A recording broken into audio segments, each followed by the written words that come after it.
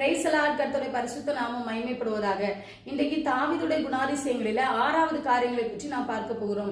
சங்கீதம் 20:7 வசனம் கர்த்தரை சொல்லுகிறது, சிலர் ரதங்களை குறித்து குதிரைகளை குறித்து மேன்மை பாராட்டுகிறார்கள், நாங்களோ எங்கள் தேவனாகி கர்த்தருடைய நாமத்தை குறித்தே மேன்மை பாராட்டுவோம்.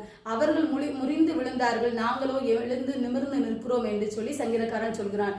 சங்கீதக்காரன் எப்பொழுதும் கர்த்தரை குறித்தே மேன்மை பாராட்டுகிறவனா இருந்தான், தன்னை தாழ்த்துகிறவனா இருந்தான், தாழ்மையின் சிந்தனை உள்ளவனா இருந்தான். காரணம் என்னவென்று சொன்னால், அவனை ஆட்டு மந்தையிலிருந்து கர்த்தர் அவனை எடுத்து அவனை இஸ்ரவேலின் ராஜாவாக அபிஷேகம் பண்ணினார். அவன் ராஜாவாக மாறின போதும் கர்த்தர் அவனை எவ்வளவு உயரத்துக்கு கொண்டு போனாலும் அவன் கர்த்தரை குறித்தே தான் மேன்மை பாராட்டுகிறான். அவன் தான் சம்பாதித்த ரதங்களை குறித்தோ குதிரைகளை குறித்தோ தன்னுடைய படையாட்களை குறித்தோ தன்னுடைய ராஜ்யபாரத்தை குறித்தோ அவன் மேன்மை பாராட்டவில்லை. எப்பொழுதும் கர்த்தருடைய நாமத்தை குறித்தே மேன்மை பாராட்டுகிறவனா இருந்தான். அதான் வசனம் அதுக்கு கீழே சொல்லும் போது, அவர்கள் முறிந்து விழுந்தார்கள், நாங்களோ எழுந்து நிமிர்ந்து நிற்கிறோம். அதனால அவனுடைய ராஜாசனம் என்றைக்கும் உறுதிப்படுவதற்காக கர்த்தர் அவனுக்கு அவனுடைய கிருபையை அவனை விட்டு விலக்காதபடி ஒரு நித்திய உடன்படிக்கை ஆண்டவர் அவனுக்காக ஏற்படுத்தினார்.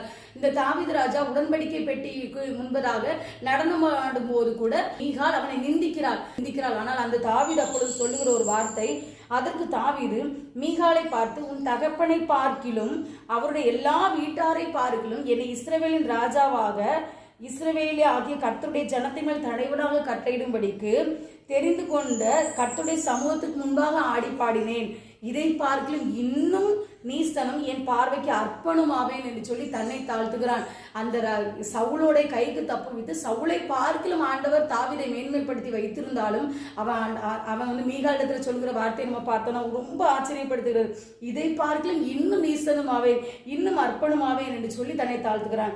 ரெண்டாவது, அவனுக்கு தாவீதுக்கு ஒரு ஆசை இருக்கிறது, நான் ஒரு ஆலயத்தை கட்ட வேண்டும், தேவனுடைய உடன்படிக்கை பெற்று கூடாரத்துக்குள்ள இருக்கிறது, சோ நான் அதை ஒரு ஆலயத்தில் கொண்டு வைக்கணும்னு சொல்லி அப்பொழுது நாத்தான் தீர்க்கதரிசி மூலமாய் கர்த்தர் சொல்கிறார், நீ உன்னுடைய தேவனுக்கு ஆலயத்தை கட்ட மாட்டாய், ஆனா உன்னுடைய கர்ப்பப்புறப்பாகி உன்னுடைய குமாரன் ஆலயத்தை கட்டுவான் என்று சொல்லி நாத்தான் தீர்க்கதரிசி மூலமாய் கர்த்தர் சொல்கிறார். அப்பொழுது நாத்தான் தீர்க்கதரிசி இடத்துல அவன் சொல்லுகிறான் ஒரு வார்த்தை வாசிக்கும் போது, அப்பொழுது தாவீது ராஜா உட்பிரவேசித்து கர்த்தருடைய சமூகத்திலிருந்து, கர்த்தராகிய ஆண்டவரே, தேவரீர் என்னை இதுவரைக்கும் கொண்டு வந்ததற்கு நான் எம்மாத்திரம், என் வீடு எம்மாத்திரம் என்று சொல்லி தன்னைத்தானே தாழ்த்துகிறவனா இருக்கிறாங்க. இப்படி நடத்தி கொண்டு வந்தார் ஆண்டவர், நம்மளை இதுவரைக்கும் கொண்டு வந்ததற்கு நாம் எம்மாத்திரம், நம்முடைய தகுதி எம்மாத்திரம் என்று சொல்லி அதை மறைந்து போயிட்டு தன்னைத்தானே பெருமை பாராட்டுகிறவர்களா இருக்கிறார்கள். ஆனால் கர்த்தர் அதை விரும்பவில்லைங்க. கர்த்தர் தாழ்மை உள்ளவனுக்கு தான் கிருபை அளிக்கிறார். அதனால்தான் இந்த தாவீதை விட்டு ஆண்டவர் கிருபை விளக்காம இருந்தார்.